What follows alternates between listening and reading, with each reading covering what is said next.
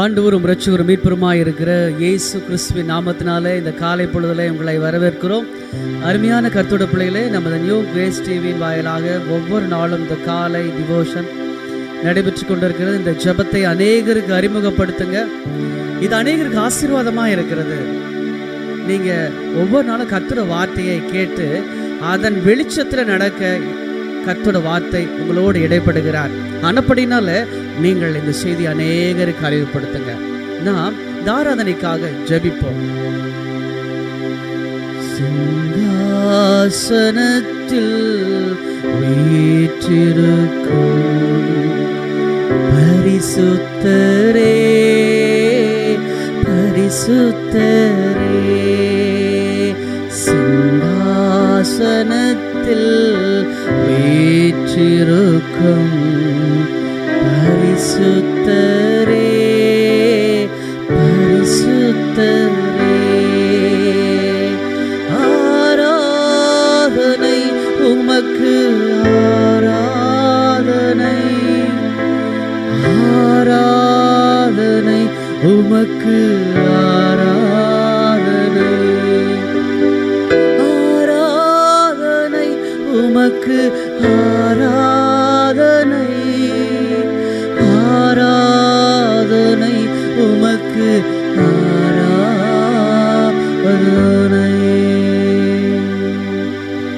அன்பின் பரலோக தகப்பனே, இந்த ஆசீர்வதிக்கப்பட்ட நல்ல காலை பொழுதுக்காக நன்றி செலுத்துகிறோம். தூய ஆவியானவரே, இந்த ஆராதனை முழுவதும் நீங்க நடத்துங்கப்பா. நீங்க பொறுப்பெடுத்துக் கொள்ளுங்க. நீங்க நிறைத்து உங்களுடைய பிள்ளைகளை பயன்படுத்துங்கப்பா. ஆண்டவரே, பாடுகிற பாடல்கள், ஆண்டவரே கர்த்தருடைய வசனங்களை வேத பாடமாய் வாசிக்கிற பகுதி, கர்த்தருடைய வார்த்தை அத்தனையும் பரிசுத்த ஆவியானவர் நிறைத்து பயன்படுத்தும். ஆண்டவரே, மகிமையான பிரசன்னம் ஆண்டவரே ஈடு இணை இல்லாமல் ஒவ்வொரு ஆத்மாவையும் சந்திக்கட்டும். இயேசு கிறிஸ்துவின் நாமத்தில் ஜெபிக்கிறோம் பரிசுத்தமுள்ள பரலோக பிதாவே, ஆமென் ஆமென். நாம் கர்த்தரை பாடி துதிப்போம். கர்த்தருடைய நாமம் மகிமைப்படுவதாக. ஆமென்.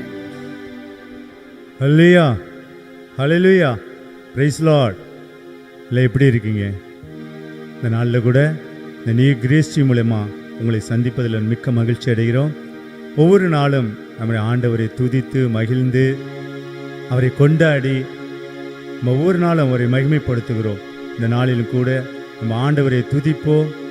இருக்கும் இடத்திலிருந்து நல்ல உற்சாகமாய் கைகளை தட்டி ஆண்டவரை துதித்து மகிழ்ந்து கொண்டாட போகிறோம்.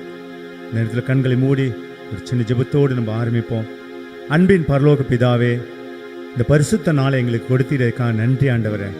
இரவு முழுவதும் நல்ல உறக்கத்தை கொடுத்து ஜீவன்களை பாதுகாத்து கொடுத்து இந்த அதிகாலை பொழுதில் நல்ல ஒரு ஆயுசு நாட்களை எங்களை கூட்டி கொடுத்தீரே, அதுக்காக நன்றி செலுத்துகிறோம் ஆண்டவரே. இதோ கர்த்தாவே, இந்த நாளில் இந்த நீ கிரேஸ் டிவி மூலமாக பார்த்துருந்த ஒவ்வொரு பிள்ளைகளையும் கர்த்தாவே நீ ஆசீர்வதிக்கும்படி உங்கள் கரங்களை நாங்கள் ஒப்புக் கொடுக்குறோமப்பா. வல்லமையாக இவர்களை எடுத்து நீங்கள் பயன்படுத்துங்க. பெரிய காரியங்களை செய்யுங்க. எங்களை தாழ்த்தி நிறைய மட்டும் வணங்குகிறோம் ராஜா. துதி கன மகிமையெல்லாம் உமக்கு நாங்கள் செலுத்துகிறோம். மீட்பர் இயேசு கிறிஸ்துவின் நாமத்தினாலே ஜெபிக்கிறோம் ஜீவனுள்ள நல்ல பிதாவே, ஆமென் ஆமென் ஹல்லேலூயா. இந்த நாளில் நம்ம இருக்கும் இடத்திலேருந்து உற்சாகமாக ஆண்டவர் நமக்கு வாக்கு மாறாத நம்ம தேவனை குறித்து ஆராதிக்க போகிறோம். எல்லாம் எழுந்து நின்று கைகளை தட்டி இருக்கும் இடத்திலிருந்து ஆண்டவரை மகிமைப்படுத்துவோம்.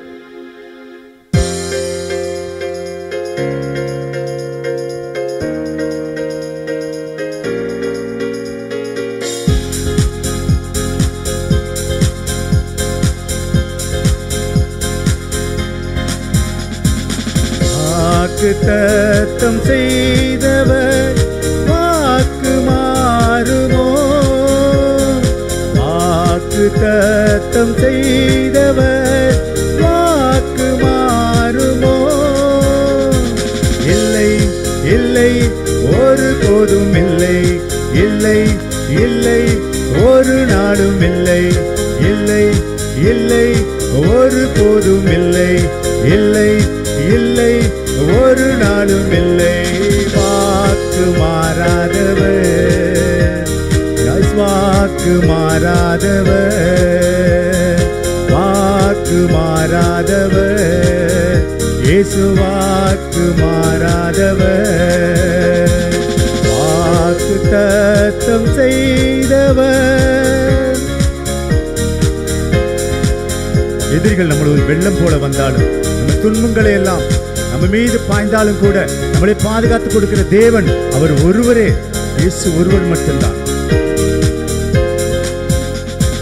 வெள்ளம் போலவே துன்பங்கள் எல்லாம் எந்த மீது பாய்ந்தாலுமே, நேசித்தவரும் சத்துருக்கள் போல மாறி என்னை எதிர்த்தாலுமே, வெள்ளம் போலவே துன்பங்கள் எல்லாம் எந்த மீது பாய்ந்தாலுமே, நேசித்தவரும் சத்துருக்கள் போல மாறி என்னை எதிர்த்தாலுமே, இல்லை இல்லை உடைவது இல்லை, இல்லை இல்லை நான் நொறுங்குவதில்லை, இல்லை இல்லை நான் உடைவது இல்லை, இல்லை இல்லை நான் நொறுங்குவதில்லை. இயேசு என்னோடுதான், என் இயேசு என்னோடுதான், இயேசு என்னோடுதான், என் இயேசு என்னோடுதான். வாக்கு தத்தம் செய்தவர்,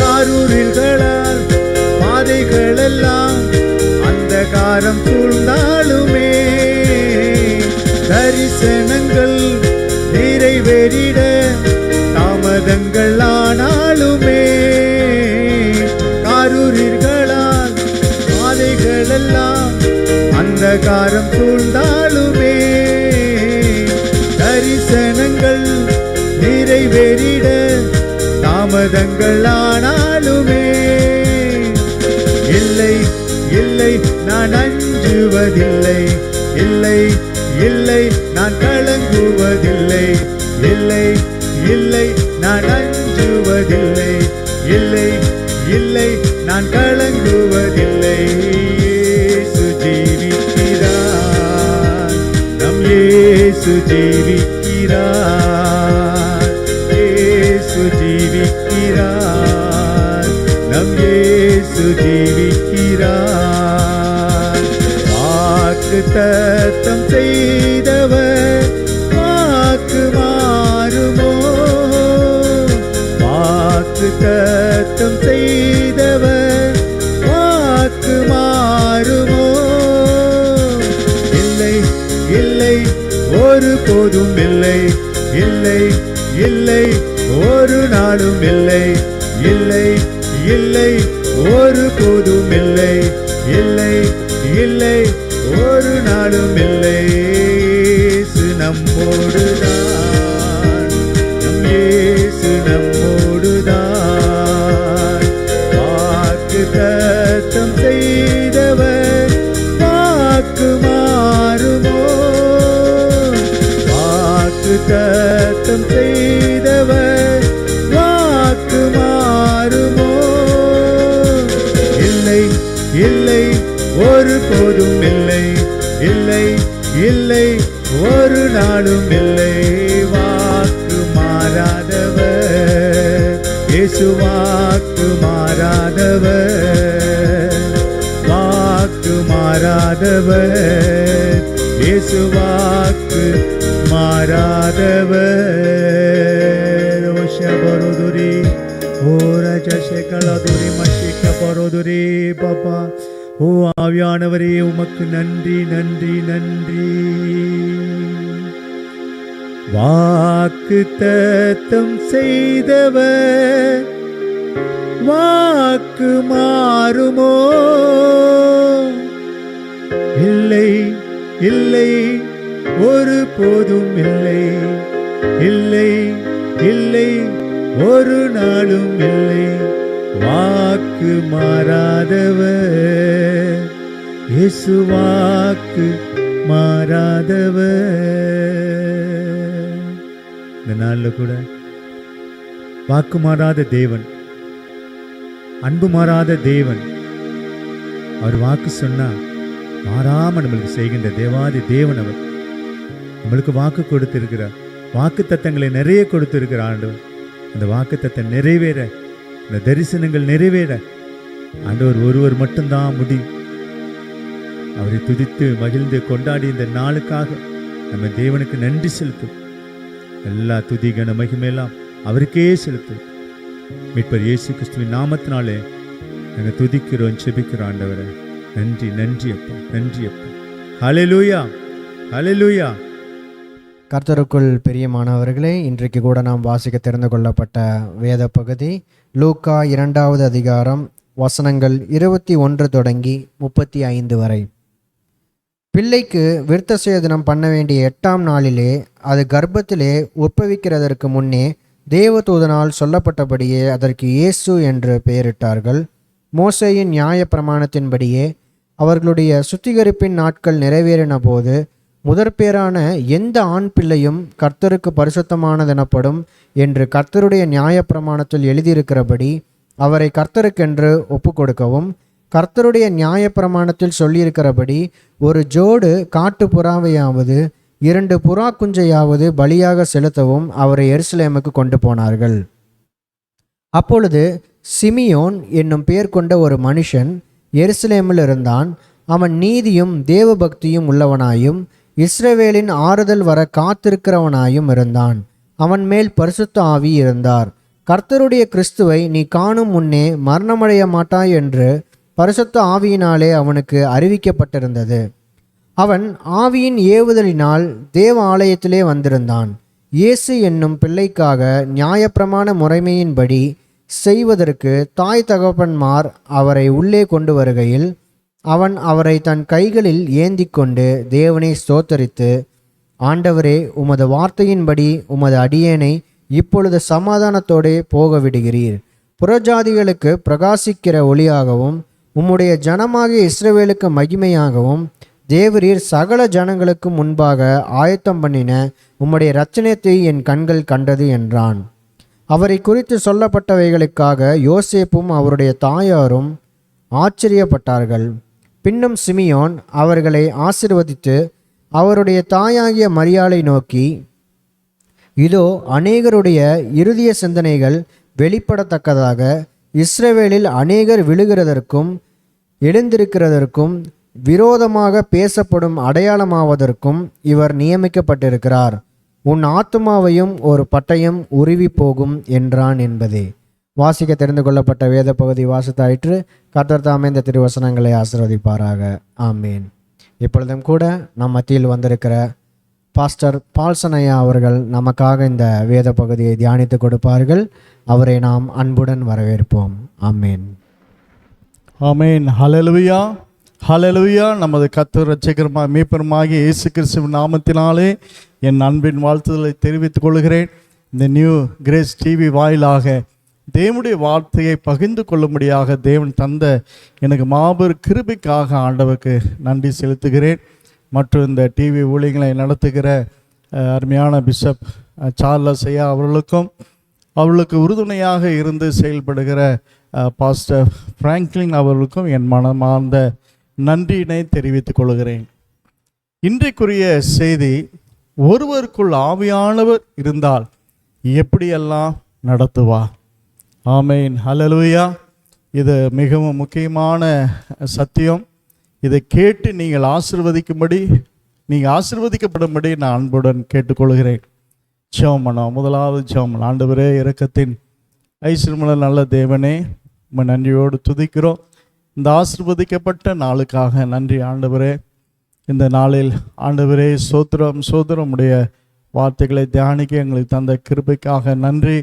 கர்த்தருடைய வேதத்தில் பிரியமாக இருந்து இரவும் பகலும் அது வேதத்தை தியானமாக இருக்கிற மனுஷன் பாக்கியவான் என்று சொல்லப்பட்டிருக்குது ராஜா. ஆண்டவரே சோதர அடியேன் ஒரு அற்புதமான ஒளிக்கார் ஆண்டவரே. இந்த வேளையிலே ஆண்டவரே உம்முடைய வார்த்தை ஆண்டவர் கொடுக்க வந்திருக்கிற அடியேனோடு நீங்கள் இடைப்படுங்க, நீங்கள் பேசுவீராக ஆண்டவரே. அடியேனை தாழ்த்து வெறுமையாக்குறோம். இயேசுவின் நாமத்தில் ஜெபங்களும் பிதாவே. ஆமேன். ஹல்லேலூயா. இன்றைக்குரிய ஒரு முக்கியமான செய்தி, ஒருவருக்குள் ஆவியானவர் இருப்பார் என்று சொன்னால் அவர் எப்படியெல்லாம் நடத்துவார். இது ரொம்ப முக்கியமான செய்தி. ஏன்னா இன்னைக்கு உலகம் பார்த்தீங்கன்னா எல்லாருமே தேவனுடைய பிள்ளைகள் என்று சொல்லுகிறது. எல்லாருமே என்ன ஆச்சுங்க, ஒரு தாயின் வயிற்றில் பிறந்த பிள்ளைகள் தான் சொல்லுகிறது. ஆனால் வேதம் அப்படி சொல்லலை. வேதத்தில் நீங்கள் பார்ப்பீங்கன்னா இயேசு கிறிஸ்து சிலரை பார்த்து உங்கள் பிதா பிசாசு என்று சொல்லுகிறார், நீங்கள் பிசாசினால் உண்டானவர்கள் என்று அவர் சொல்கிறார். அப்படி ஆனால் யார் தேவனுடைய பிள்ளைகள்? நீங்கள் ரோமர் 8ஆம் அதிகாரம் 14ஆம் வசனத்தை நீங்கள் வாசிப்பீங்கன்னா அதை வாசிக்க கேட்போம். மேலும் எவர்கள் தேவனுடைய ஆவியினாலே நடத்தப்படுகிறார்களோ அவர்கள் தேவனுடைய புத்திரராய் இருக்கிறார்கள். ஆமென். இப்போ எவர்கள் தேவனுடைய ஆவியினாலே நடத்தப்படுகிறார்களோ அவங்க தான் தேவனுடைய புத்தர். ஒருவேளை அவங்க அபிஷேகம் பெற்றிருக்கலாம், அன்னிபாச அடையாளம் கூட பெற்றிருக்கலாம். ஆனால் யார் தேவனாலே நடத்தப்படுகிறார்களோ அவங்க தான் தேவனுடைய புத்தர்கள், அவங்க தான் தேவனுடைய பிள்ளைகள் என்று அவனுடைய வசனம் சொல்லுது. அப்போ ஒருவருக்குள்ள ஆவியானவர் இருந்தால் எப்படி நடத்துவார்? இது ஒரு கேள்வியாக இருக்கும். இன்றைக்கே சரி, ஒருவருக்குள்ள ஆவியானவர் இருப்பார்ன்னு சொன்னால் எப்படியெல்லாம் அவர் நடத்துவார்? அல்லது ஒருவருக்குள்ள பரிசுத்த ஆவியானவர் இருப்பார்னா எப்படி செயல்படுவார் என்று சொல்லி நம்ம பார்க்கலாம். இன்றைக்கி வாசித்த நம்ம அந்த அதிகாரத்தில் லூக்கா 2ஆம் அதிகாரத்தில் அது ஒரு காரியத்தை நம்ம பார்க்குறோம். லூக்கா 2:22 வசனத்திலிருந்து வாசிப்போம். மோசேயின் நியாயப்பிரமாணத்தின்படியே அவர்களுடைய சுத்திகரிப்பின் நாட்கள் நிறைவேறின போது. ஆமென். இப்போ இயேசு கிறிஸ்துவை குழந்தையாக எடுத்துக்கொண்டு மரியாளும் அவருடைய யோசேப்பு என்ன செய்கிறாங்க? அவங்க தேவனுடைய ஆலயத்துக்கு போய் அவருடைய பிரதிஷ்டை பண்ணும்படியாக ஆண்டவர்கிட்ட கொண்டு போகும்படியாக கொண்டு போடுறாங்க. அந்த சமயத்தில் அடுத்த வசனம், முதற் பேரான எந்த ஆண் பிள்ளையும் கர்த்தருக்கு பரிசுத்தமானது எனப்படும் என்று கர்த்தருடைய நியாயப்பிரமாணத்தில் எழுதியிருக்கிறபடி அவரை கர்த்தருக்கென்று ஒப்பு கொடுக்கவும், ஆமென், கர்த்தருடைய நியாயப்பிரமாணத்தில் சொல்லியிருக்கிறபடி ஒரு ஜோடு காட்டு புறாவையாவது 2 புறா குஞ்சுகளையாவது பலியாக செலுத்தவும் அவரை எருசலேமுக்கு கொண்டு போனார்கள். அப்பொழுது சிமியோன் என்னும் பெயர் கொண்ட ஒரு மனுஷன் எருசலேமில் இருந்தான். அவன் நீதியும் தேவ பக்தியும் உள்ளவனாயும் இஸ்ரவேலின் ஆறுதல் வர காத்திருக்கிறவனாயும் இருந்தான். அவன் மேல் பரிசுத்த ஆவி இருந்தார். ஆமென். போதும். இப்போ இங்கே பார்த்தீங்கன்னா அந்த இடத்துல இயேசுவை பிரதிஷ்டை பண்ணும்படியாக தேவாலயத்தை கொண்டு போகிறாங்க. அந்த இடத்துல சிமியோன் என்று பேர் கொண்ட ஒரு மனுஷன் எருசலேமில் அவன் காணப்படுகிறான். அவன் எப்படியாவது இயேசுவை நீ பார்க்க முன்னே நீ மரணம் அடைய மாட்டா என்று சொல்லி ஒரு தீர்க்கதரிசி நிமித்தமாக அவன் உயிரோடு வயதான காலத்தில் அவன் இருக்கிறான். அந்த சமயத்தில் அவன் இயேசு கிறிஸ்துவை பார்க்கும்படியாக அவரை காணும்படியாக பரிசுத்த ஆவியானவர் ஏவுவதனாலே அந்த தேவாலயத்துக்கு வந்தான் என்று சொல்லப்பட்டிருக்குது. அடுத்த வசனத்தை வாசிங்க. லூக்கா 2ஆம் அதிகாரம் 27ஆம் வசனம். அவன் ஆவியின் ஏவுதலினால் தேவாலயத்திலே வந்திருந்தான். போதும். ஆமென். அவன் ஆவியின் ஏவுதனாலே, பாரு, அவனுக்குள்ள பரிசுத்த ஆவியானவர் தங்கியிருந்தார். அவர் என்ன செய்தார்? அவன் ஆவின் ஏவுதனாலே தேவனுடைய ஆலயத்துக்கு வந்திருந்தான் என்று சொல்லப்படுது. அப்போ ஒருவருக்குள் பரிசுத்த ஆவியானவர் இருப்பார் அப்படின்னா அவனுக்குள்ள ஏவுதல்கள் உண்டாகும். ஆவியானவர் என்ன செய்கிறார் என்று சொன்னால் தேவனுக்கு அடுத்த காரியத்தில் அவர்களை ஏவுகிறதாக இருப்பார். எப்படி அப்படின்னா ஜெபிக்க ஆண்டவர் ஏவுவார், வேதத்தை தியானிக்க நாம் ஏவுவார், சில தேவனுக்காக கொடுக்கும்படி சில காரியங்களை ஏவுவார். நானும் கூட சில நேரத்தில் ஹவுஸ் விசிட்டிங் போகும்போது சில நேரத்தில் ஆண்டவர் இந்த வீட்டுக்கு போ என்று சொல்லி அவர் ஏவுவார். அந்த சமயத்தில் பார்த்திங்கன்னா அவங்க வீட்டுக்கு போய் பார்க்கும்போது பார்த்திங்கன்னா மிகவும் ஒரு கஷ்டமான சூழ்நிலையில் அவங்க காணப்படுவாங்க. அந்த நேரத்தில் பார்த்திங்கன்னா அவங்களோட ஆண்டவர் பேசும்போது அவங்க சொல்லுவாங்க, மிகவும் இது ஆசீர்வாதமாக இருந்தது என்று சொல்லி அவர் சொல்கிறத நான் கேட்டிருக்கேன். அப்போ தேவன் என்ன செய்வார்? இந்த மாதிரி ஏவுதல்கள் ஆவியானவர் கொடுப்பார். அப்போ ஒரு ஆராதனையாக போகும்படி ஆண்டவர் ஏவுவார், ஒரு உபவாச ஜெபமாக ஆண்டவர் போகும்படி ஏவினார். இயேசு இருந்த காலத்திலும் சரி, அவர் ஞானஸ்தானம் பெற்று கரையேறின உடனே பரிசுத்த ஆவியானவர் புறாவை போல அவர் மேலே வந்தார் என்று சொல்லப்படுகிறது. அது மட்டும் அந்த வசனத்தை வாசிங்க. மார்க்கு 1ஆம் அதிகாரம் 9ஆம் வசனத்தை வாசிப்போம். அந்த நாட்களில் இயேசு கலிலேயாவில் உள்ள நாசரேத்தூரிலிருந்து வந்து யோர்தான் நதியில் யோவானால் ஞானஸ்தானம் பெற்றார். ஆமென். அவர் ஜலத்திலிருந்து கரையேறின உடனே வானம் திறக்கப்பட்டதையும் ஆவியானவர் புறாவை போல் தம்மேல் இறங்குகிறதையும் கண்டார். ஆமென். அன்றியும் நீர் என்னுடைய நேசகுமாரன், உம்மில் பிரியமாய் இருக்கிறேன் என்று வானத்திலிருந்து ஒரு சத்தம் உண்டாயிற்று. 12ஆம் வசனம். உடனே ஆவியானவர் அவரை வனாந்தரத்திற்கு போகும்படி ஏவினார். ஆமென். போதும் பாருங்க, உடனே அவர் அபிஷேகம் பெற்று கரையுடனே ஏறின உடனே பரிசுத்த ஆவியான புறாவை போல அவர் மேல் வந்து இறங்குறத அவர் பார்க்கிறார். உடனே ஆவியானவர் பாருங்க மறுகணமே அவரை வனாந்தரத்துக்கு போகும்படி ஏவுகிறாங்க. 40 நாள் அந்த இடத்துல போய் உபவாசம் இருக்கிறத நாம் பார்க்குறோம். இன்னைக்கு ஆவியானவர் நம்ம கூட இருப்பாருன்னு சொன்னால் இப்படிப்பட்ட ஏவுதல்கள் உண்டாகும். இன்னைக்கு அநேகர் பாருங்க, நான் பார்த்துருக்கேன், ரட்சிக்கப்பட்ட பிறகும் இன்னும் அநேகர் உபவாசிக்காமல் இருக்கிறத நான் பார்க்குறேன். அதுலேயும் நீங்கள் பார்த்தீங்கன்னா உபவாச ஜெபத்துக்கு சிலர் தான் வருவாங்க, சிலர் பார்த்தீங்கன்னா அநேகர் அது வராமல் இருக்கிறது நான் பார்க்குறேன். அப்போ ஆண்டவர் ஒருவரோடு கூட இருப்பாருன்னு சொன்னால் கண்டிப்பாக இந்த உபவாச ஜெபத்துக்கு போ, இந்த ஆராதனைக்கு போ, இந்த ஜெபத்தில் கலந்து கொள்ளு என்று சொல்லி அவளுக்கு சொல்லுவார். ஏன்னா இன்றைக்கி உபவாச ஜெபம் வந்து ரொம்ப முக்கியமானதுங்க. நம்ம கடைசி நாட்கள் நம்ம வந்திருக்கிறோம், உபவாசிக்க வேண்டியது ரொம்ப அவசியம். ஆண்டவரே சொன்னார், மணவாளன் தன்னை விட்டு எடுபட்டு போன பிறகு சீசர்கள் உபவாசிப்பாங்க என்று சொல்லியிருக்கிறார். அப்போ தேவனுடைய பிள்ளைங்க நம்ம உபவாசிக்க வேண்டாம். இந்த கடைசி நாட்கள் பாருங்கள், ஒரு வசனத்தை நாம் வாசிக்கிறோம். யோவேல் 2ஆம் அதிகாரம் 15 வாசிப்போம்.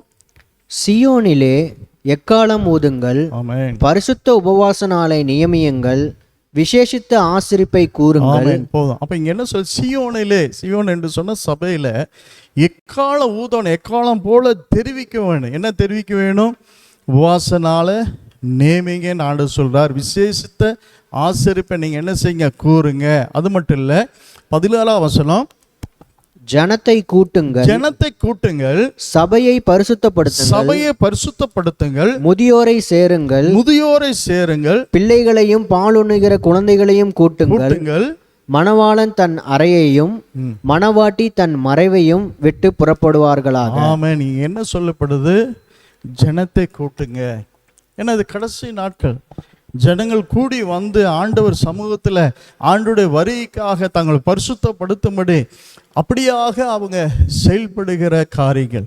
அப்போ ஜனத்தை கூட்டுங்க, சபை என்ன செய்யுங்க, பரிசுத்தப்படுத்துங்க. ஏன்னா பரிசுத்தம் இல்லாமல் ஒருவனும் தேவனை தரிசிக்கவே முடியாது. அப்போ ஆண்டவர் சொல்கிற சபையை பரிசுத்தப்படுத்துங்க, முதியோரை சேருங்க. அப்போ வயதானவங்களும் என்ன செய்யணுங்க, அவங்க சபைக்கு உபவாச ஜெபத்துக்கு கண்டிப்பாக வரணும். அது மட்டும் இல்லை, பிள்ளைகளையும் பாலுண்கிற குழந்தைகளையும் கூட்டுங்க. அப்போ பால் குடிக்கிற அந்த குழந்தைகளும் கூட என்ன செய்ய, இன்னைக்கு அநேகர் என் பிள்ளை வந்து கஷ்டப்படுத்துகிறான்னு சொல்லி என்ன செய்ய மாட்டேங்கிறாங்க, வரமாட்டேங்கிறான். அப்படிப்பட்ட ஆண்டவர் சொல்கிறாரு, குழந்தைகளையும் கூட்டுங்க. அது மட்டும் இல்லை, மணவாளன் தன் அறையையும் மணவாட்டி மறைவரையும் விட்டு புறப்பாடுவார்களாக. ஆமென். அப்போ அவங்களும் கூட என்ன ஆச்சுங்க, சிலர் சொல்லுவாங்க, நாங்கள் இப்போ தாங்க மேரேஜ் ஆயிடுச்சு, எப்படி நாங்கள் இதெல்லாம் வரலான்னு சொல்லி சொல்லுவாங்க. ஆனால் ஆண்டவர் சொல்கிறாரு, அவர்களும் என்னாச்சுங்க, மணவாளன் தன் அறையையும் மணவாட்டி தன் மறைவரையும் விட்டு புறப்படுவார்கள் என்று சொல்கிறார். அப்போ எத்தனை பேர் இந்த வசனத்துக்கு கீழ்ப்படுகிறோம்? கொஞ்சம் நல்லா யோசனை பண்ணுங்க. ஒருவருக்குள்ள ஆவியானவர் இருப்பார் அப்படின்னா கண்டிப்பாக உபவாச ஜெபத்துக்கு போய் என்று சொல்லி ஏவுவார். ஏன்னா அவர் சத்திய ஆவியானவருங்க. அவர் சத்திய ஆவியானவர் என்ன செய்வார், சகல சத்தியத்திலும் நம்மளை நடத்துகிறவராக இருக்க. அடுத்த ஆவியானவர் நம்மளை முக்கியமான செய்கிற காரியம் என்னன்னா, அவர் நமக்குள்ளே இருக்கிறது மட்டும் இல்லை, அவர் சகல சத்தியத்துக்குள்ளும் அவர் நம்மளை நடத்துகிறவராக இருக்கிறார். வாசிங்க யோவான் 16ஆம் அதிகாரம் 13ஆம் வசனத்தை வாசிப்போம். சத்திய ஆவியாகிய அவர் வரும்போது ஆமென், சகல சத்தியத்திற்குள்ளும் உங்களை நடத்துவார். ஆமென். அப்போ அவர் வந்து சத்திய ஆவியானவர். சத்திய ஆவியானவர் அவர் நமக்குள்ள வரும்போது என்ன செய்கிறாரு, சகல சத்தியம். ஏன்னா பல சத்தியங்கள் நம்ம கற்று ஆவிக்குரிய வாழ்க்கையில் நல்ல தேனவளாக மாறுறதுக்கு பல சத்தியங்கள் இருக்குது. ஆண்டவர் என்ன செய்வார், அந்த சத்தியங்களை முதல்ல அறிந்து கொள்ளும்படி செய்வார், அந்த சத்தியத்தின்படி நடக்க செய்வார். இன்றைக்கி பாருங்கள், ஜனங்கள் ஆவியானவர் ஆவியானவர் சொன்னார் என்று சொன்னால் எல்லாருக்கும் ஆவியானவர் சொல்கிறார் என்று சொல்கிறாங்க. சொல்லிவிடுகிறாங்க. பொதுவாகவே ஒருவர் ஆவியானவர் சொன்னார் என்று சொன்னால் அதுக்கு மறுப்பு தெரிவிக்கிறது ஒருத்தர் மேலே மறுப்பு தெரிவிக்க மாட்டாங்க. ஆனால் ஒருவர் ஆவியானவர் சொல்வார் என்று சொன்னால் ஆவியானவர் சொன்ன வார்த்தைகள் அந்த வேத வசனத்தோடு ஒத்து போகிறதா என்று நாம் பார்க்கணும். இந்த கடைசி நாட்கள் அநேக கள்ள தீர்க்கதரிசிகள் தோன்றிருக்கிறதுனால அநேக ஆவிகள் நீங்கள் நம்பாமல் என்று சொல்லப்பட்டது. அப்போ தேவனுடைய பிள்ளைகள் ஆவியானவர் ஒருவருக்குள்ள தீர்க்கதரிசனமோ எந்த வார்த்தையை சொல்லுவார் அப்படின்னா அவர் வசனத்தோடு அதை கரெக்டாக அந்த வசனத்தை படி தான் சொல்லுவார். ஆவியானவர் வசனத்தை படி தான் அவங்களை நடத்துவார். அப்போ இன்னைக்கு நான் ஏன் சொல்கிறேன்னா, இன்னைக்கு சத்தியம் எங்கும் அதிகமாக என்ன பார்த்தீங்கன்னா எல்லாம் பொய்யினாலேயே நிரப்பப்பட்டது. இந்த உலகம் முழுவதும் பார்த்தீங்கன்னா பொய்யான தெய்வங்கள், பொய்யான வணக்கங்கள், இப்படி பல நிரம்பி இருக்கிற காரியத்தில் எது உண்மை எது சத்தியம் என்று நம்மளுக்கு கற்றுக் கொடுக்கிறவராக இருக்கிறார். இந்த ஆவியானவர் என்ன செய்கிறாரு? அவர் நம்மளுக்கு கற்றுக் கொடுப்பார். நீ வலதுபுறம் சாயும் போதும் இடதுபுறம் சாயும் போதும் வழி இதுவே என்று சொல்லி இதிலே நடவுங்கள் என்று சொல்லி ஆண்டவர் என்ன சொல்லுவார். அந்த வசனத்தை வாசிங்க. ஏசாயா 30ஆம் அதிகாரம் 21ஆம் வசனத்தை வாசிப்போம். நீங்கள் வலதுபுறமாய் சாயும் போதும் இடதுபுறமாய் சாயும் போதும் வழி இதுவே, இதிலே நடவுங்கள் என்று உங்களுக்கு பின்னாலே சொல்லும் வார்த்தையை உங்கள் காதுகள் கேட்கும். ஆமென். உங்கள் காதுகள் கேட்கும். ஏன்னா ஆவியானவர் நம்ம கூட இருக்கிற, ஆவியானவர் இருக்கிறத நம்மளுக்கு தான் தெரியும்னு சொல்லி ஆண்டவர் சொல்லியிருக்கிறார். இப்போ ஆவியானவர் என்ன செய்ய எந்த காரியத்தை செய்யணும், எப்படி நடக்கணும்னு சொல்லி அவர் என்ன செய்வார். நம்ம வலதுபுறம் சாயும் போது சரி, இடதுபுறம் சாயும் போது சரி, இப்படி தான் போகணும்னு சொல்லி ஆண்டவர் கற்றுக் கொடுக்கிறவர். அது மட்டும் இல்லை, இன்னொரு வசனம் இப்படி சொல்லுது. சங்கீதம் 32ஆம் சங்கீதம் 8ஆம் வசனத்தை வாசிப்போம். நான் உனக்கு போதித்து நீ நடக்க வேண்டிய வழியை உனக்கு காட்டுவேன், உன்மேல் என் கண்ணை வைத்து உனக்கு ஆலோசனை சொல்லுவேன். ஆமென். நம்மளை போதித்து நடத்துகிற தேவனா இருக்கிறார். அப்போ ஆண்டவர் நம்ம ஒவ்வொரு வேலையிலும் நாம் எப்படி நடக்கணும், எதை பேசணும், எதை பேசக்கூடாது, நம்ம எப்படி காணப்படணும் என்று சொல்லி அவர் சொல்லி கொடுக்கிறவராக இருக்கிறார். ஹல்லேலூயா. அது மட்டும் இல்லை, இந்த ஆவியானவர் என்ன செய்கிறார், சத்திய ஆவியானவர் இன்னும் அவரை குறித்து அந்த ஆழமாக அந்த சத்தியமாக இயேசு கிறிஸ்துவை அறிந்து கொள்ளும்படி செய்கிறார். முதல்ல அவர் யார், எதற்காக இந்த உலகத்தில் வந்தார் என்று சொல்லி முதல்ல அவரை குறித்து நம்மளுக்கு கற்றுக் கொடுக்கிறவராக இருக்கிறார். அதனால தான் ஒரு வசனம் இப்படி சொல்லுது. 1 கொரிந்தியர் 2ஆம் அதிகாரம் 9ஆம் வசனத்தை நீங்கள் பார்த்தீங்கன்னா, எழுதியிருக்கிறபடி தேவன் தம்மில் அன்பு கூறுகிறவர்களுக்கு ஆயத்தம் பண்ணினவைகளை கண் காணவும் இல்லை, காது கேட்கவும் இல்லை. அவர் இருதயத்தில், மனுஷனுடைய இருதயம் இல்லாட்டி தோண்டி இருந்தா பாருங்க, அவர் மகிமையின் கத்தரை அவங்க சிலுவையில் அறைந்திருக்க மாட்டாங்க. ஆனா நமக்கோ 10ஆம் வசனம், நமக்கோ தேவன் அவைகளை தமது ஆவியினாலே வெளிப்படுத்தினார். ஆமென். அந்த ஆவியானாலே நமக்கு என்ன செய்கிறாரு, நம்ம தெரியப்படுத்த. அது மட்டும் இல்லை, அந்த ஆவியானவர் எல்லாவற்றையும் தேவனுடைய ஆழங்களை என்ன செஞ்சிருக்கிறார், அறிந்திருக்கிறதுனால நமக்கு ஆவியானவர் தேவனுடைய காரியங்களை குறித்து நன்றாக நம்மளுக்கு போதிக்கிறவராக இருக்கிறார். 11ஆம் வசனம், மனுஷனில் உள்ள ஆவியே அன்றி மனுஷரில் எவன் மனுஷனுக்குரியவைகளை அறிவான். ஆமென். அப்படி போல தேவனுடைய ஆவியே அன்றி ஒருவனும் தேவனுக்குரியவைகளை அறிய மாட்டான். யாரு தேவனுக்குரிய காரியங்களை அவன் அறிந்து கொள்ள மாட்டான். 12ஆம் வசனம், நாங்களோ உலகத்தின் ஆவியை பெறாமல் தேவனால் எங்களுக்கு அருளப்பட்டவைகளை அறியும்படிக்கு தேவனிலிருந்து புறப்படுகிற ஆவியே பெற்றோம். ஆமென். அப்ப இந்த தேவனால் எங்களுக்கு அருளப்பட்ட அறியும்படிக்கு தேவனிலிருந்து புறப்படுகிற ஆவியே பெற்றோம். அப்போ தேவன்கிட்ட வந்தது தான் ஆண்டு சத்தியங்கள், வேத சத்தியங்கள். அப்ப இந்த சத்தியங்கள் பாருங்க, அவரு சொல்லி கொடுக்காம, அவரு நம்ம கண்களை திறக்காம யாரு இது உண்மையான சத்தியத்தை நம்ம அறிந்து கொள்ள முடியும். இன்றைக்கி பாருங்கள், அரசியல்வாதிகளும் என்ன செய்கிறாங்க, சினிமா நடிகர்களும் வேதத்தை எடுத்து அவங்க என்ன செய்கிறாங்க, பிரசங்கம் பண்ணுறாங்க. ஆனால் அவங்கெல்லாம் யாராச்சும் ரட்சிக்கப்பட்டிருக்கிறாங்களா? ஏன்னா உண்மையான சத்தியங்கள், அதில் இருக்கிற ஆழமான சத்தியங்கள் யார் தேவனுடைய ஆவியினாலே கண்கள் அவங்களுக்கு திறக்கப்பட்டிருக்குதோ அவங்களுக்கு தான் அந்த சத்தியங்கள் புரியும். ஆமென். ஹல்லேலூயா. பாருங்க, ஒரு சமயத்தில் சீசரும் கூட ஆண்டவர் சொன்ன கருத்தை அவங்க புரிந்து கொள்ள முடியல. ஆண்டோட சொன்ன வசனத்தை புரிந்து கொள்ள முடியல.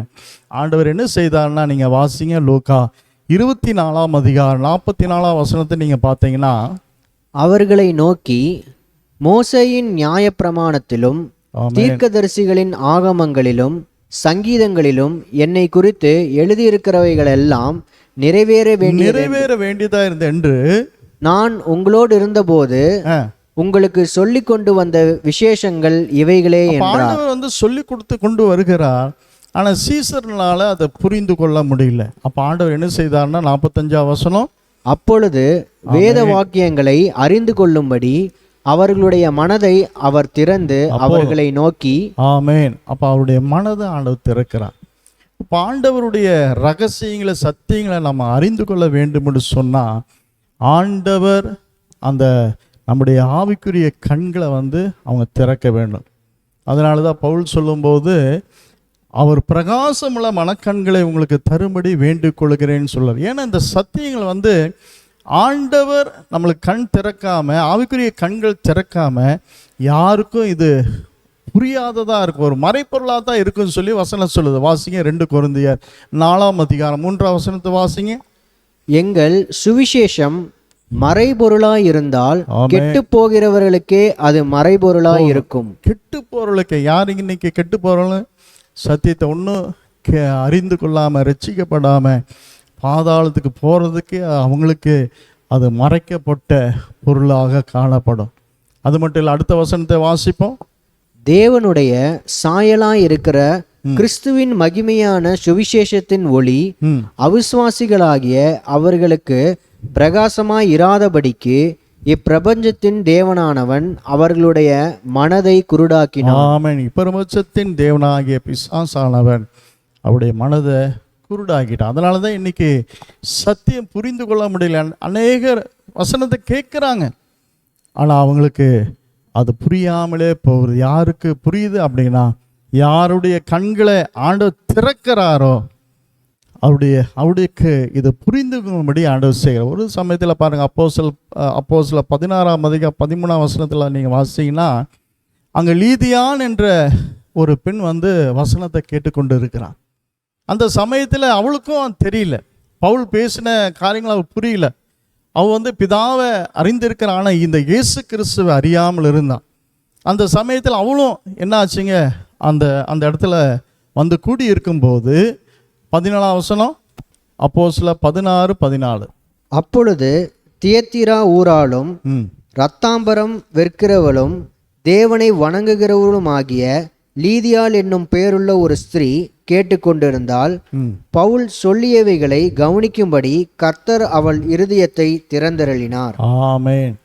அப்போ ஆண்டவர் என்ன செய்கிறார், அந்த லீதியாவுடைய மனக்கண்களை ஆண்டவர் திறக்கிறார். இன்னைக்கும் சரி, யாரு அவருடைய கண்கள் திறக்காம சத்தியத்தை அறிந்து கொள்ளவே முடியாதுங்க. இன்னைக்கு அநேகம் நினைக்கிறாங்க, அந்த ஊழியக்காரர் மெசேஜ் கொடுத்தா போதும், கண்டிப்பாக இவங்க ரட்சிக்கப்பட்டுருவாங்க. அது இல்லைங்க. நம்ம என்னதான் தேவன் அவருடைய கண்களை திறக்காம நம்ம என்னதான் பிரசங்கம் பண்ணாலும் சரி, அவங்களுக்கு ஒன்றுமே அவங்க புரியாது. ஒரு சமயத்தில் ஒரு ஊழியக்காரர் சொன்னதை நான் கேட்டேன். அவர் ஒரு கிராமத்து ஆளுக்கு ஆண்டவர் குறித்து சொல்ல ஆதாம் ஏவாள் கதையிலேருந்து ஆரம்பித்தார். அவர் பாருங்கள், சொல்ல ஒரு 2-3 வரி தான் சொல்லியிருப்பார். ஐயா எனக்கு ஒன்றும் புரியல, மறுபடியும் சொல்லுங்கன்னாராமா. இவர் சரி மறுபடியும் சொல்ல, அப்போ கூட என்னாச்சு, ஐயா எனக்கு ஒன்றும் புரியல, எனக்கு மறுபடியும் சொன்னாராம். அப்போ தான் விளங்குச்சு இவருக்கு என்ன சொன்னாலும் புரியாதுன்னு சொல்லி ஆண்டவரே இப்படி கண்களை திறப்பீராக, ஆண்டவரே அந்த குருட்டாட்ட ஆவிகளாம் மாறுவதாக என்று சொல்லி அவர் ஜெயித்து விட்டு அவர் பிரசங்கம் பண்ண போது அவர் அப்படியே அந்த மனிதன் சத்தியத்தை ஏற்றுக்கொண்டான். ஆமென், ஹல்லேலூயா. இன்னைக்கு அதே தாங்க, தேவன் ஒருத்தருக்கு சத்தியத்தை அவர் புரிந்து கொள்ள அவருடைய கண்களை திறக்காவிட்டா, அவங்க என்னதான் சர்ச்சுக்கு வந்தாலும் சரி, எத்தனை வருஷம் விசுவாசியாக இருந்தாலும் சரி, உக்காந்துட்டு தூங்குறத நான் பார்த்துருக்கேன். ஸ்லீப்பிங் டோஸ் போகிற மாதிரியே தூக்குவாங்க, போட்டால் எப்படி இருக்கும் அப்படி அவங்க உறங்குறத நான் பார்த்துருக்கிறேன். அப்போ இந்த லீதியாவுடைய கண்களை திறந்த உடனே என்ன நடக்குது பாசிங்க. அப்போஸ்தலர் 16:15 வசனத்தை வாசிப்போம். அப்போஸ்தலர் 16:15. அவளும் அவள் வீட்டாரும் ஞானஸ்தானம் பெற்ற பின்பு அவள் எங்களை நோக்கி, நீங்கள் என்னை கர்த்தரிடத்தில் விசுவாசம் உள்ளவள் என்று எண்ணினால் என் வீட்டிலே வந்து தங்கியிருங்கள் என்று எங்களை வருந்தி கேட்டுக்கொண்டாள். ஆமென். அப்ப பாருங்க, சத்தியத்தை புரிந்த உடனே அவருடைய கண்கள் திறந்த போது அவளும் அவன் வீட்டார் முழுமையா ஞானஸ்தானம் எடுக்கிறத நாம் பார்க்குறோம். அது மட்டும் இல்லை, உடனே நற்கிரியை செய்யலாம் மாறலாம். இன்னைக்கு இதே தாங்க, தேவன் ஆவியானவர் நம்மளுக்கு கண்களை திறக்காவிட்டா, அவர் சத்தியத்தை கற்றுக்கொள்ளாவிட்டா, நம்ம என்னதான் எப்படி படித்தாலும் சரி அது சத்தியத்தை புரிந்து கொள்ளவே முடியாது. அது மட்டும் இல்லை, இந்த ஆவியானவர் நமக்கு இன்னும் ஆழமான சத்தியங்களை அவர் போதிக்கிறவராக இருக்கார். யாரும் அதிகமாக சொல்ல வேண்டியதில்லை. ஆவியானவர் ஒருத்தருக்குள்ளே இருந்தால் போதும், அவர் என்னென்ன காரியங்கள் சொல்லி கற்றுக் கொடுக்கிறவராக இருக்கிறார். வாசிங்க 1 யோவான் 2ஆம் அதிகாரம் 27ஆம் வசனத்தை வாசிப்போம். 1 யோவான் 2:27. நீங்கள் அவராலே பெற்ற அபிஷேகம் உங்களில் நிலைத்திருக்கிறது. ஒருவரும் உங்களுக்கு போதிக்க ஒருவரும் உங்களுக்கு போதிக்க வேண்டியதில்லை. அந்த அபிஷேகம் சகலத்தையும் குறித்து உங்களுக்கு போதிக்கிறது. ஆமென். அந்த அபிஷேகம் என்ன செய்யுதுங்க? சகல காரியத்தை குறித்து உங்களுக்கு போதிக்க. ஒரு கணவனா எப்படி இருக்கணும்னு சொல்லி அதை போதிக்கிறது. ஒரு மனைவியா, ஒரு ஊழியக்காரனா, ஒரு விசுவாசியா அவங்க எப்படி இருக்க வேண்டும் என்று சத்தியம் என்ன செய்யுதுங்க? எல்லாமே பரிசுத்த ஆவியானவர் அவங்களுக்கு போதித்து நடத்துகிறவராக இருக்கிறார். அது மட்டும் இல்லை, இந்த ஆவியானவர் நமக்குள்ளே இருப்பார் என்று சொன்னால் அடுத்த ஒரு காரியம் என்ன நடக்கும் அப்படின்னா, நம்முடைய விருப்பங்களில் ஒரு பாதிப்பை உண்டாக்குவார். ஆமென், ஹல்லேலூயா. முதல்ல பார்த்தீங்கன்னா நம்ம விருப்பங்களெல்லாம் வித்தியாசமான காரியத்தை விரும்புகிறவங்களா இருக்கும். ஆனால் இப்போ அப்படி இல்லை, முற்றிலும் வித்தியாசமான காரியங்களை விரும்புகிறவர்களாக இருப்போம். முன்னே பாருங்க, நம்ம விருப்பங்களெல்லாம் பார்த்தீங்கன்னா எல்லாம் இந்த உலகத்துக்கு அடுத்த காரியங்களாகவே தான் இருக்கும். நான் ஆண்டவருக்குள்ளே இல்லாத போது என்னோட விருப்பம் வாஞ்செல்லாம் பார்த்தீங்கன்னா சினிமா பார்க்குறதும் கதை புக்கு படிக்கிறதா இருந்தது.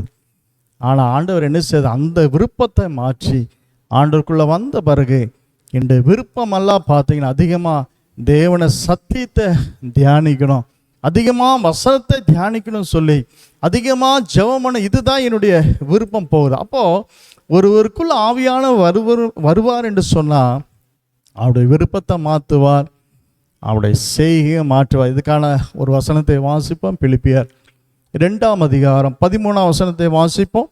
ஏனெனில் தேவனே தம்முடைய தயவுள்ள சித்தத்தின்படி விருப்பத்தையும் செய்கையையும் உங்களில் உண்டாக்குகிறவராய் இருக்கிறார். ஆமென். அவருடைய சித்தம் என்ன?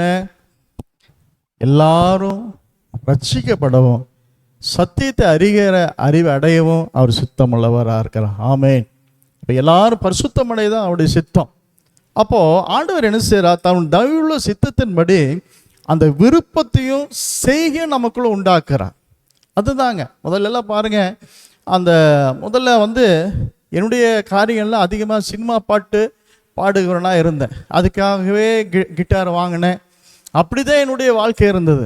ஆனால் எப்போ ரட்சிக்கப்பட்டனோ உடனே நான் ஜெபம், ஆண்டவரே இனி நான் சினிமா பாட்டுக்கு நான் என்ன செய்ய மாட்டேன், வாசிக்க மாட்டேன், உம்முடைய காரியம் அப்படி சொல்லி அதிகமாக தேவன் அடுத்த அந்த காரியங்களை அந்த பாட்டு பாடுறதும் அதிகமாக வசனத்தை கேட்குற அந்த வாஞ்சலவெல்லாம் மாறினேன். ஆமென், ஹல்லேலூயா. அப்போ ஒருவருக்குள்ள ஆவியானவர் வரும்போது ஆண்டவர் என்ன செய்கிறார்? அவனுடைய விருப்பத்தை மாற்றுகிறார், கூடவே செய்கையை மாற்றுறார். ஹல்லேலூயா. ஆரம்பத்திலலாம் பார்த்தீங்கன்னா காத்தால் எழுந்து நான் ஜெபிக்க மாட்டேன். எனக்கு அந்த பழக்கமே இல்லை. அப்படி தான் இருந்தேன். ஏன்னா நான் கிறிஸ்தவ குடும்பத்தில் தான் பிறந்தேன். ஆனால் எனக்குள்ளே ஆண்டவர் ஆவியானவர் வராதனால எனக்கு அவங்களாம் ஜெபிக்கிறத பார்ப்பேன். ஆனால் எனக்குள்ளே அந்த விருப்பம் வராது. ஆனால் எப்போ அபிஷேகம் பெற்றனோ அதுலேருந்து ஆண்டவர் என்னை ஏவ ஆரம்பித்தார்.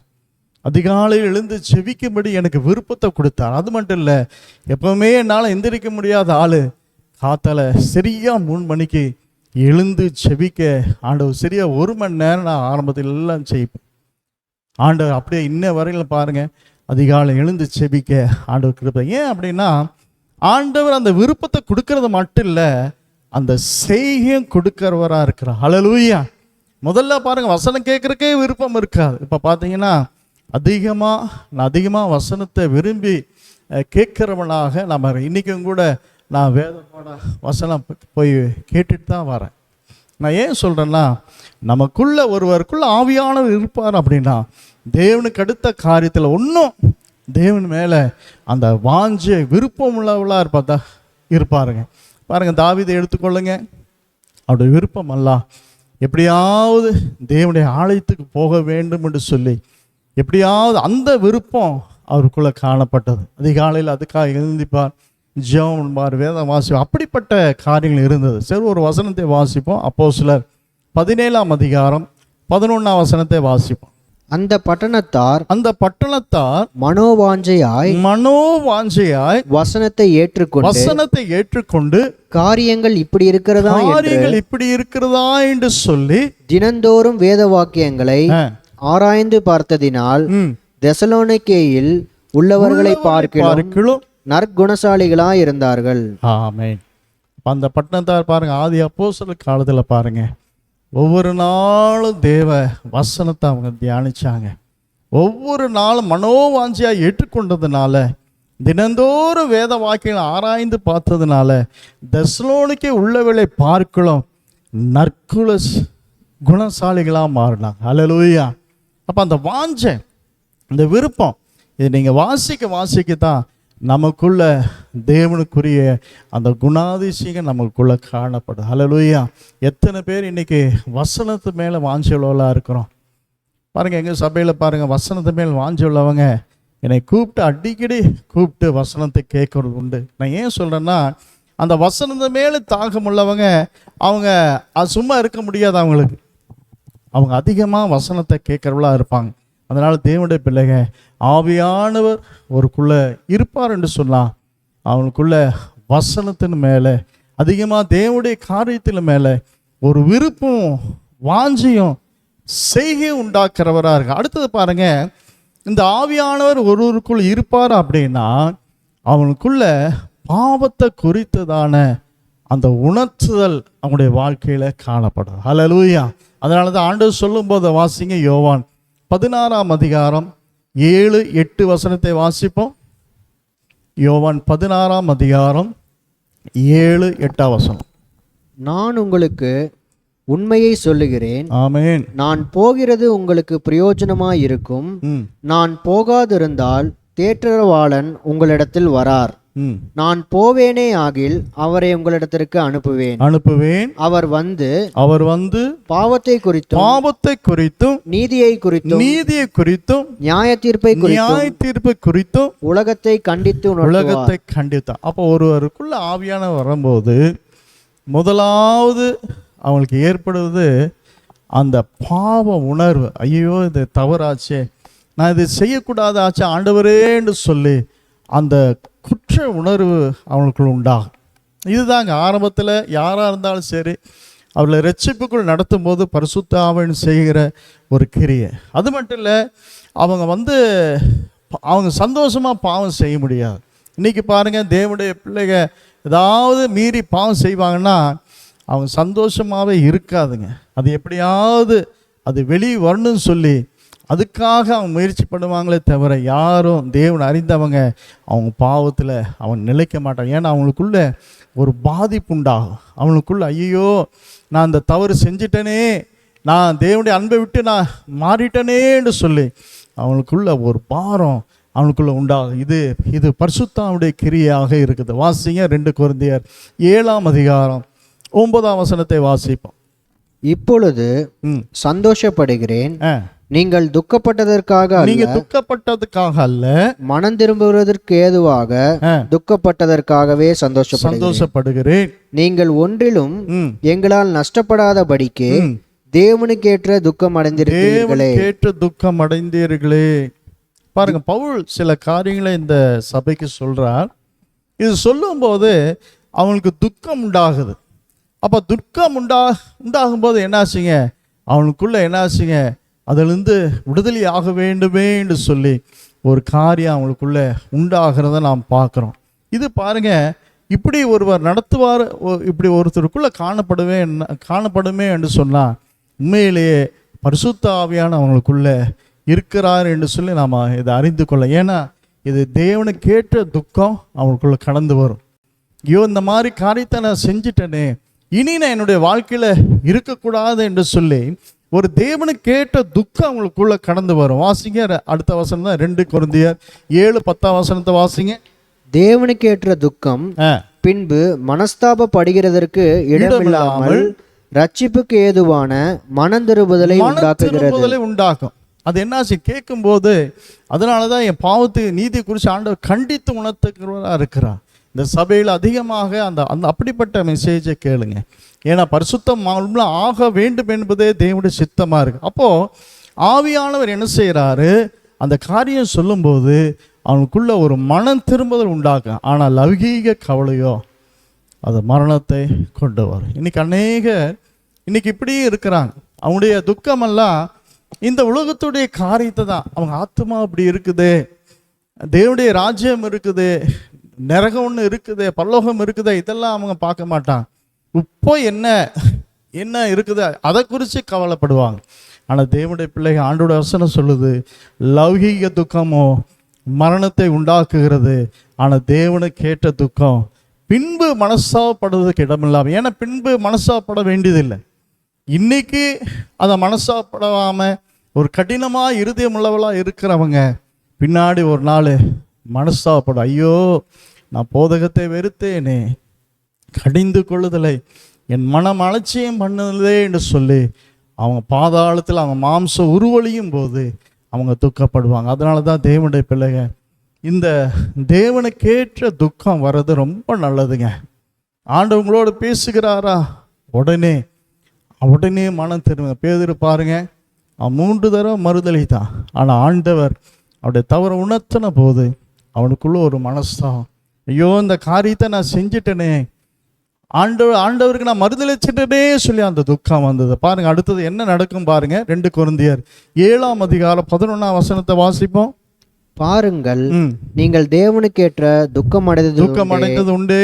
அது உங்களிடத்தில் எவ்வளவு ஜாக்கிரதையும் குற்றந்தீர எவ்வளவு நியாயம் சொல்லுதலையும் எவ்வளவு வெறுப்பையும் எவ்வளவு பயத்தையும் எவ்வளவு ஆவலையும் எவ்வளவு பக்தி வைராக்கியத்தையும் எவ்வளவு கண்டிப்பையும் உண்டாக்கிற்று. இந்த காரியத்திலே இந்த காரியத்தினாலே நீங்கள் எல்லா விதத்திலும் உங்களை சுத்தவான்கள் என்று விளங்க பண்ணினீர்கள். ஆமென். பாருங்க, தேவனுக்கு கேட்ட துக்கம் அடைந்தது உண்டு. அது உங்களிடத்தில் எவ்வளோ ஜாக்கிரதை. ஐயோ, இந்த காரியத்தினால தானே இந்த பாவம் எனக்குள்ள வந்தது, இது தேவனை விட்டு என்னை பிரித்ததே என்று சொல்லி அந்த ஜாக்கிரதை இனி அது வரும்போது அவங்களுக்குள்ள ஒரு ஜாக்கிரதை அவங்களுக்கு உண்டாகும். இதுதாங்க அந்த ஆவியின் நடத்துதல். அவங்களுக்குள்ள அந்த தேவ துக்கம் உண்டாகி இனி நான் என்ன செய்யணும், ஜாக்கிரதையாக இருக்கணும், பேசுறதுல ஜாக்கிரதையாக இருக்கணும், எப்படியாவது நான் பரிசுத்தம் என்னுடைய வாழ்க்கையில் உண்டாகணும்னு சொல்லி அப்படிப்பட்ட ஒரு ஜாக்கிரதை அவங்களுடைய வாழ்க்கையில். அடுத்ததாக குற்றம் தீர எவ்வளோ நியாயம் சொல்லுதலையும் எவ்வளோ வெறுப்பு, அந்த பாவத்து மேலே ஒரு வெறுப்பு உண்டாகுங்க. இது ஆவியானவர் செய்கிற காரியம். அநேகர் வசனத்தை கேட்டோம், இன்னும் அந்த பாவத்தை வெறுக்காமல் இருக்கிறவங்களாம் இருக்கிறான். மீறி ஒன்றும் பாவம் செய்யலாம் இருக்கிறாங்க. ஆனால் ஆண்டவருடைய பிள்ளைகள் அப்படி இல்லை. அவனுக்குள்ள ஒரு தேவனுக்கேற்ற துக்கம் வரும். அவன் அதுக்காக வந்து இனி நான் என்ன ஆச்சுங்க, எப்படியாவது ஒன்றும் ஆண்டவருக்காக ஜீவிக்கணும்னு சொல்லி அப்படிப்பட்ட எண்ணங்கள் அவனுக்குள்ள வரும். இதுதாங்க, இதெல்லாம் அவங்களுடைய வாழ்க்கையில் நடக்கிறதா என்று பாருங்க. ஆவியான சும்மா ஏதோ பாஷை பேசுறதுக்கு மட்டும் இல்லை, ஆவியானவருக்குள்ள வந்தா அவங்க சகல சத்தியத்துக்குள்ள நடத்துறது மட்டும் இல்லை, அவங்க பாவ உணர்வை கொடுத்து தேவனுக்கேற்ற துக்கம் அவங்களுக்கு உண்டாக்கி அவங்க ஒன்றும் பரிசுத்தமானா அவங்க மாறுவாங்க. அடுத்ததாங்க பாருங்க, இந்த ஆவியானவர் நமக்குள்ள இருப்பார் அப்படின்னு சொன்னா ஒரு மெய்யான விடுதலை, பாவத்திலிருந்து விடுதலை நமக்கு கொடுக்கிறவராக இருக்கார். வாசிங்க 2 கொரிந்தியர் 3:17 வாசிப்போம். கர்த்தரே ஆவியானவர், கர்த்தருடைய ஆவி எங்கேயோ அங்கே விடுதலையும். ஆமென். இப்ப ஆவியானவர் யாருங்க? கர்த்தரே ஆவியானவர். கர்த்தருடைய ஆவி எங்கே உண்டோ அங்க பாவத்துல, சாபத்துல, வியாதியில அவங்களுக்கு விடுதலை கொடுக்கிறவரா இருக்கிறார். ஆமென். இந்த ஆவியானவர் என்ன செய்யுங்க, ஒரு தடவை வந்துட்டா நம்மளைய தொடர்ந்து நம்மளை நடத்தி நம்மளை பரலோக ராஜ்யத்துக்கு கொண்டு போகிற வேலை அவர் செய்து கொண்டே இருக்கிறார். அதனால தான் ரோமர் 7:5 ரோமர் 7:5 வாசிப்போம். நாம் மாம்சத்திற்கு உட்பட்டிருந்த காலத்தில் நியாயப்பிரமாணத்தினாலே தோன்றிய பாவ இச்சைகள் மரணத்திற்கு ஏதுவான கனிகளை கொடுக்கத்தக்கதாக நம்முடைய அவயவங்களிலே பலன் செய்தது. பாருங்க, நம்ம அவயவங்களில் அதுதான் பலன். நம்ம கண்களில், நம்ம கைகளில், நம்முடைய இருதயத்தில், நம்முடைய கால்களில் அதுதான் பலன் செஞ்சது. ஏன்னா நம்ம மாம்சத்துக்கு உட்கிருந்த காலத்தில், அப்படின்னா ரட்சிக்கப்படாத காலத்தில் நமக்குள்ள இப்படிப்பட்ட காரியங்கள் தான் என்னாச்சுங்க, நமக்குள் பேலன்ஸ், அதுலேருந்து விடுதலை இல்லாமல் இருந்தது. ஆனால் எப்போ ஒருவருக்குள்ள ஆவியானவர் தம்முடைய பலத்தை கொண்டு வருகிறாரோ அப்போ என்ன நடக்குது? 6 வாசிப்போம். 6. இப்பொழுதோ நாம் பழமையான எழுத்தின்படி அல்ல புதுமையான ஆவியின்படி ஊழியம் செய்யத்தக்கதாக நம்மை கட்டியிருந்த நியாய பிரமாணத்துக்கு நாம் மரித்தவர்களாகி அதனின்று விடுதலையாக்கப்பட்டிருக்கிறோம். ஆமேன். இப்போ பழமையான எழுத்தின்படி அல்ல, புதுமையான ஆவியின்படி ஊழியம் செய்யத்தக்கதாக நம்ம கட்டியிருந்த நியாயப்பிரமாணத்தை நாம் மரித்தவளாகி அதிலிருந்து நாம் விடுதலையாக்கப்பட்டு இருக்கிறோம். ஹல்லேலூயா. இனி நாம் பாவத்துக்கு அடிமை கிடையாது. ஏன்னா ஒரு காலத்தில் பாவம் என்ற ஒரு பிரமாணத்தில் நாம் இருந்தோம். அதை தவிர வேறு எதுவுமே செய்ய முடியாது, அப்படிப்பட்ட ஒரு நிலையில் இருந்தோம். ஆனால் இப்போ அந்த பிரமாணம் இல்லை, நம்ம ஜீவனுடைய ஆவியின் பிரமாணத்தில் நம்ம வந்திருக்கிறோம். வாசிக்க ரோமர் 8:2 வாசிப்போம். கிறிஸ்து இயேசுவினாலே ஜீவனுடைய ஆவியின் பிரமாணம் என்னை பாவம் மரணம் என்பவைகளின் பிரமாணத்தினின்று விடுதலையாக்கிற்றே. ஆமென். கிறிஸ்து இயேசுவினாலே ஜீவனுடைய ஆவியின் பிரமாணம், ஏன்னா ஒரு ஆவியின் பிரமாணத்தில் நாம் வந்திருக்கிறோம். இது என்ன செய்யுதுங்க, நம்ம தேவனுக்குள்ளாக பரிசுத்தமாக ஜீவிக்க, இன்னும் அதிகமாக தேவனிடத்தில் சேர இது உதவியாக இருக்க அந்த பிரமாண வேலை. பிரமாணம் என்று சொன்னால் ஒரு ப்ராசஸ், அது என்ன செய்து நடந்து கொண்டே இருக்கு. உதாரணத்துக்கு பாருங்கள், புவி ஈர்ப்பு சக்தி. இது பாருங்கள், பூமியில் இருக்கிறதுனால நம்ம என்னதான் ஒரு பொருளை மேலே வீசினாலும் அது கீழே விழுந்துடும். 99 தடவை நாம் போட்டாலும் அந்த 99 தடவை என்னாச்சு, கீழே தான் விழுகும். ஏன்னா ஒரு பிரமாணம் வேலை செய்யுது, ப்ராசஸ் வேலை செய்யுது. அதே போல் இந்த பாவம் என்ன செய்யுது, நம்ம அவங்களோட இது பண்ணி என்ன செய்யுது, நம்மளுடைய மரணத்துக்கு ஏதுவான கனிகள் தான் நம்ம அப்படி கொடுத்தோம். பாவம் செய்யாமல் இருக்க முடியாது, அப்படிப்பட்ட ஒரு நிலைமை தான் அந்த பாவ மரணம் என்ற பிரமாணத்தில் நம்ம காணப்பட்டது. இன்னைக்கு இப்போ அப்படி இல்லை. நம்ம கிறிஸ்து இயேசுவினால் ஜீவனுடைய ஆவியின் பிரமாணம் என்று ஆவியின் பிரமாணம் என்னை பாவம் மரணம் என்ற பிரமாணத்திலிருந்து விடுதலையாகி, அது எப்படி அது ஒரு பிரமாணமோ, இந்த பிரமாணம் என்ன செய்யுதுங்க, நம்மளைய பாவத்திலிருந்து விடுதலையாகி உன்னை பரிசுத்துக்கு மேல் பரிசுத்தம் அடைய, மகிமை மேல் மகிமை அடைய செய்யக்கூடியதாக இருக்குது. அதனால தான் தேவனுடைய பிள்ளைங்க, ஒருவேளை நீங்கள் ஆவியின் அபிஷேகத்தை பெறாமல் இருந்தால் நீங்கள் ஆவியின் அபிஷேகத்தை நீங்கள் பெற்றுக்கணும். இயேசு கிறிஸ்து இந்த பூமிக்கு வந்தபோது ஆண்டவர் முக்கியமாக சொன்ன காரியம், இந்த பூமிக்கு அக்கினி போட வந்தேன், அது இப்பொழுதே பற்றி எரி விரும்புகிறேன்னு சொன்னார். அதனால தான் ஆண்டவர் சீசருக்கு ஆண்டவர் கட்டளையிட்டார், பரிசுத்தாவிக்காக காத்திருங்கன்னு சொல்லி கட்டளையிட்டார். ஆனால் இன்னைக்கு அநேகர் பாருங்க காத்திருக்கிறதே இல்லை. இன்னைக்கு சபையும் அதை குறித்து அதிகமாக போதிக்கிறது இல்லை. அது அவங்க பேசுனா, அன்னி பாசை பேசுனா ரொம்ப பிரச்சனையாக சத்தம் வரும்னு சொல்லிட்டு இன்னைக்கு அநேக ஊழிக்காரங்க அவங்க ஆவியில் அவங்க பரிசுத்தாவில் நிரப்பப்படுறதுக்கு அதிகமாக இடம் கொடுக்காமல் இருக்கிறான். நம்ம இடம் கொடுத்து அதை குறித்து நீங்கள் போதிக்கும் போது தான் பரிசுத்தாவி அங்கே பெற்றுக்கொள்ளுவாங்க. ஒரு சபையை பாருங்கள், ஆரம்பத்தில் எங்கள் சபையில் ஒருவர் கூட ஞானஸ்தானம் அபிஷேகம் பெறவே இல்லை. நான் என்ன செய்தேன் தெரியுங்களா, அவங்களுக்கு அந்த ஞாயிற்றுக்கிழமை காத்தால அந்த சத்தியத்தை குறித்து அவங்கள போதிப்பேன். சாயங்கால நேரத்தில் அவங்க வர சொல்லுவேன்.